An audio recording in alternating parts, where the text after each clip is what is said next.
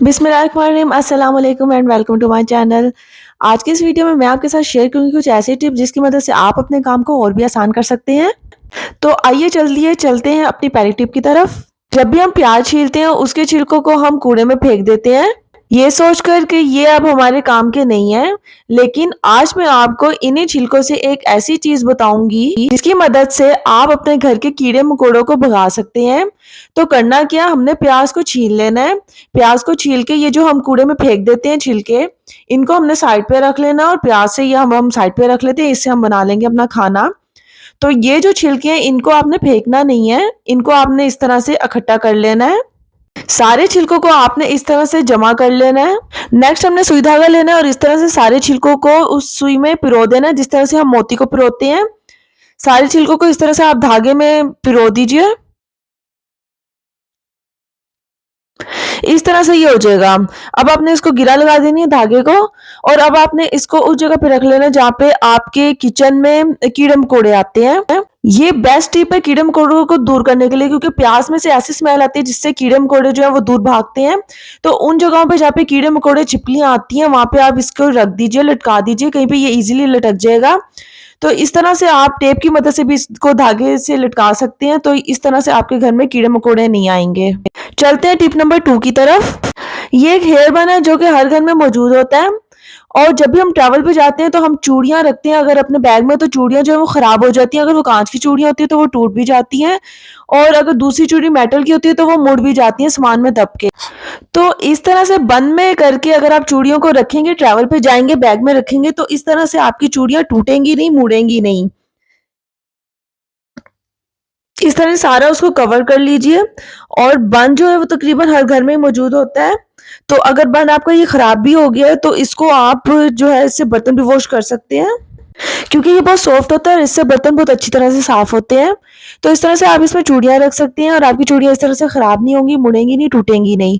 और आसानी से आप इसको बैग में, सूटकेस में, किसी भी जगह पे रख सकते हैं, आपकी चूड़ियां खराब नहीं होंगी। चलते हैं टिप नंबर 3 की तरफ। टिप नंबर 3 में जो नेल कटर है, नेल कटर तो वैसे नाखून काटने के इस्तेमाल में आता है, लेकिन आप इसको कॉइल के लिए भी इस्तेमाल कर सकते हैं। कॉइल के साथ जो मिलता है, स्टैंड मिलता है, वो मोस्टली जो है वो यूज करने के बाद टूट जाता है, वो इतना हल्का सा होता है। तो अगर आपका वो स्टैंड टूट गया तो आप नेल कटर को लेकर इस तरह से इस पे कॉइल लगाएंगे तो आपका कॉइल जो है वो आसानी से इस पे लग जाएगा, और आप इस तरह से कॉइल को इस पे लगा के यूज कर सकते हैं। तो ये हमारे घर में कॉइल जल रहा था तो मैं आपको ये लगा के दिखाती हूँ। इस तरह से मैंने लगा दिया है। नीचे आप कोई स्टील की प्लेट रख लीजिए। मैंने प्लास्टिक की प्लेट रखी है, सिर्फ आपको दिखाया स्टील की प्लेट रखी है, क्योंकि उसका जो हैश है वो गिरता है, गर्म होता है। तो इस तरह से आप नेल कटर के इस्तेमाल से अपने कॉइल को इस्तेमाल में ला सकते हैं। चलते हैं टिप नंबर 4 की तरफ।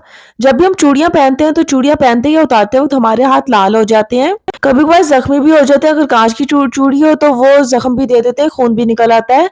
तो इसको चुराने या उतारने का सबसे आसान सा तरीका ये है कि आप अपने हाथ पे कोई भी मोजा पहन लीजिए। इस तरह से कोई भी मोजा हो वो आप इस तरह से हाथ पे पहन लीजिए, और इस तरह से उसे चूड़ियों के नीचे से आप निकाल लें। और इसको जब आप उल्टी तरफ से इस तरह से करेंगे तो आसानी से आपकी चूड़ी जो है वो उतर जाएगी, और चूड़ी जो है वो आपके हाथ पे नहीं लगेगी। चलते हैं टिप नंबर 5 की तरफ। मोस्टली घरों में अगर ज्यादा लोग हो, मोबाइल चार्ज करने का मसला होता है, क्योंकि स्विच जो है वो ऐसी जगह पे होती है जहाँ पे हम मोबाइल को नहीं रख सकते। तो सिंपली आपने क्या करना है, आपने जो हमारा सर्जिकल मास्क है हर घर में मौजूद होता है, तो सिंपली आपने इस तरह से मास्क को इसके ऊपर लगा देना है, और इसके बाद आप इसके अंदर अपना मोबाइल रख के इजीली इसको चार्ज कर सकते हैं। अक्सर घरों में अगर अफराद ज़्यादा हो तो मोबाइल चार्ज करने पे स्विच बोर्ड पे लड़ाई होती है। तो इस तरह से अगर आप करेंगे तो आप कहीं पे भी अपना स्विच बोर्ड पे मोबाइल लगा सकते हैं चार्ज पर। तो ये एक छोटी सी टिप है लेकिन बहुत आजमूदा टिप है। चलते हैं नेक्स्ट टिप की तरफ। क्या आपने कभी इस तरह से चूल्हे पे आग जला के बेलन को उसके ऊपर इस तरह से सेका है? तो आपका जवाब होगा कि नहीं। ये एक बहुत मज़े की टिप है। तो चलिए बताती हूँ कि इस तरह से क्यों कर रही हूँ मैं। हम जब भी रोटी बनाते हैं, इस तरह से जब रोटी को बेलते हैं, रोटी बेलते वक़्त जो हमारा बेलन है, उस पे रोटी इस तरह से चिपक जाती है। कभी-कभार हमें दोबारा से पेड़ा बनाकर रोटी को बेलना पड़ता है, या फिर इस तरह से खुश्की लगानी पड़ती है बार-बार, जो कि हमारा वक़्त भी लेती है और हमारी रोटी खराब भी हो जाती है।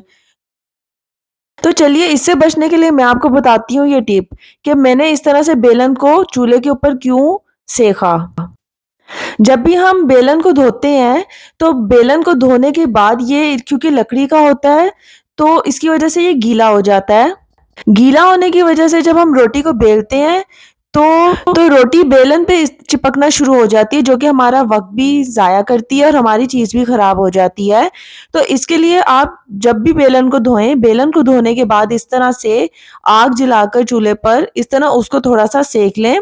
इससे जो है वो पानी खुश्क हो जाएगा और आपकी रोटी नहीं चिपकेगी। तो ये थी आज की छोटी-छोटी सी टिप्स, जिसकी मदद से आप अपने काम को और भी आसान बना सकते हैं। मैं तहे दिल से शुक्र अदा करूँगी उन लोगों का जिन्होंने मेरे चैनल को सब्सक्राइब किया है, मुझे एप्रिशिएट करते हैं, मुझे सपोर्ट करते हैं।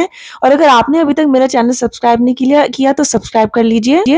मिलते हैं नेक्स्ट वीडियो में, जब तक के लिए अपना बहुत सारा ख्याल रखिएगा। अल्लाह हाफ़िज़।